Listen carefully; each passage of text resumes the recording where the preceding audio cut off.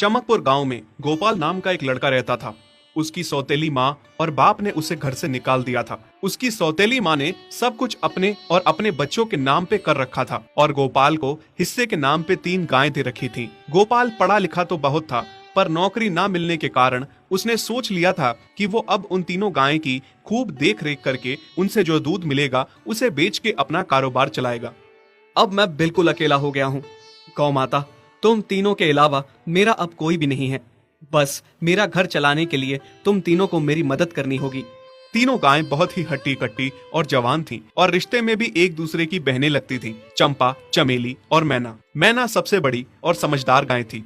चंपा गर्भवती थी और चमेली को अभी अभी बच्चा हुआ था। वो दूध दे रही थी, जिसके दूध को बेच के गोपाल का थोड़ा बहुत घर चल रहा था। पर गोपाल को अब चंपा और मैना पे पूरा भरोसा था कि जब उनका बच्चा हो जाएगा तो वो खूब दूध देने लगेंगी और जिससे उसका कारोबार अच्छे से सेट हो जाएगा।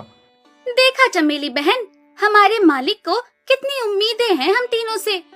हाँ चंपा, सुना मैंने, मालिक ने हमसे कितनी सारी उम्मीदें लगा रखी हैं।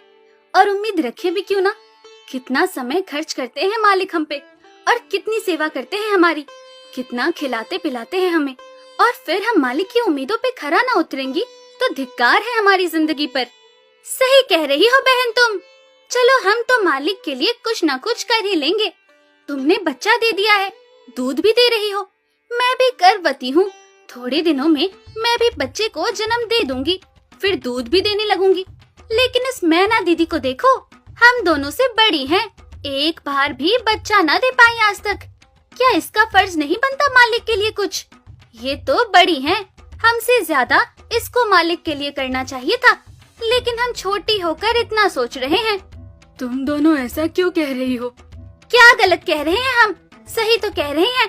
कितने सालों से बांझ पड़ी हो तुम। ऐसा कैसे कह सकती हो तुम? बच्चा देना ना देना मेरे हाथ में थोड़े ना है। मैं भी तो माँ बनना चाहती हूँ ना। मैं भी चाहती हूँ कि दूध दूँ और मालिक को मेरे दूध से कुछ फायदा हो। अरे तुम क्या बच्चा दोगी जो इतने सालों से नहीं दे पाई? तुम ये ख्वाब लेना बंद करो कि तुम बच्चा दोगी और तुम्हारे दूध से मालिक को कोई फायदा होगा।